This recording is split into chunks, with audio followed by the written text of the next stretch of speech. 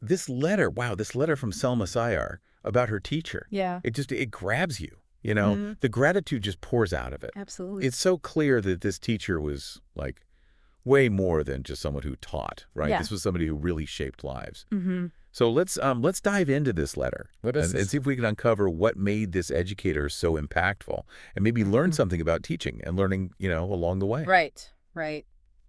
So one thing that really jumped out at me was how Sayar keeps talking about like the teacher being a guide, a companion, almost like a mentor, right? Yeah, exactly. There are these phrases she uses like held our hands and explained the path and even became companions. It's very personal, isn't it? Yeah. It's like it goes beyond just teaching the subject, you know? Totally. It's about this deeper connection, a real investment in each student's journey. It reminds me of those teachers we've all had. Yeah. The ones who really like saw you. Yeah. You know, who pushed you to think differently. Absolutely.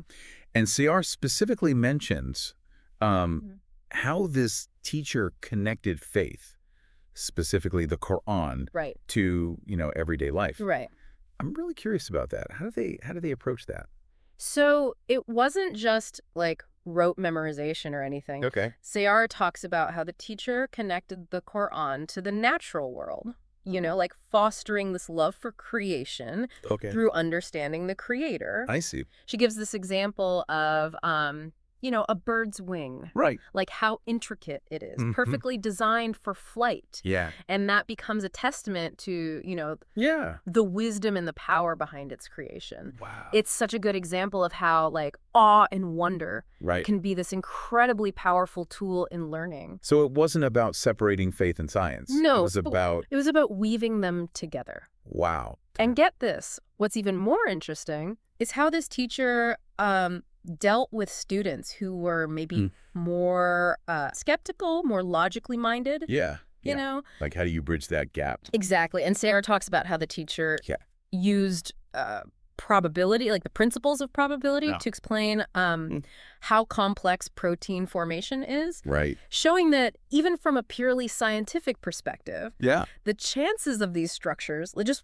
popping up randomly are like astronomically small. It's mind-boggling, right? The complexity of life. Yeah. So it sounds like this teacher was really good at meeting students where they were at, acknowledging different perspectives. Absolutely. And finding common ground. That's a real skill. Yeah. Yeah. A real gift. I'm starting to see why this teacher was so impactful. Yeah. Like this whole approach, right? Connecting ideas, connecting disciplines. Right. It feels like incredibly relevant today, don't you think? Oh, absolutely. Yeah. Sayar, she keeps coming back to this idea of interconnectedness and learning throughout the letter. Interesting. She talks about how the teacher like seamlessly connected those tiny micro concepts to the vastness of, you know, the cosmos. The big picture. The big picture, exactly, showing how everything is, you know, connected. It's all part of a whole. Exactly. And you see this idea today, right? Yeah. Like in interdisciplinary studies. Oh, right. And systems thinking. Okay. Where the focus is on, you know,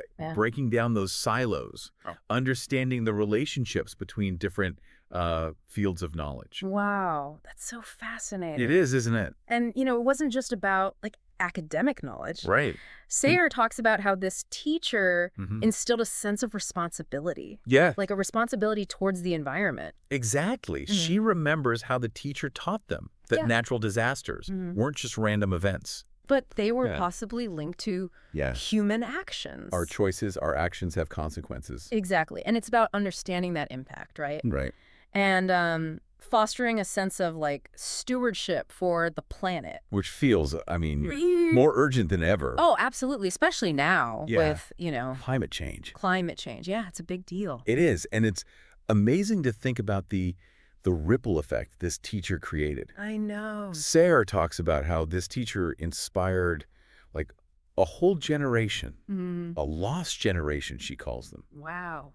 To become doctors, engineers, teachers themselves. Incredible. People who went on to make a difference, right? Yeah. In their communities and around the world. That's the power of education, right? Yeah. It's about shaping lives, not just minds. Absolutely. And it makes you think, what were those qualities that made this teacher so impactful? Right. And how can we cultivate those qualities ourselves? That's a good question. Whether we're, formally teaching or just sharing what we know with others. It's a good question. It is. What can you take from this teacher's example? Yeah. And apply it to your own life?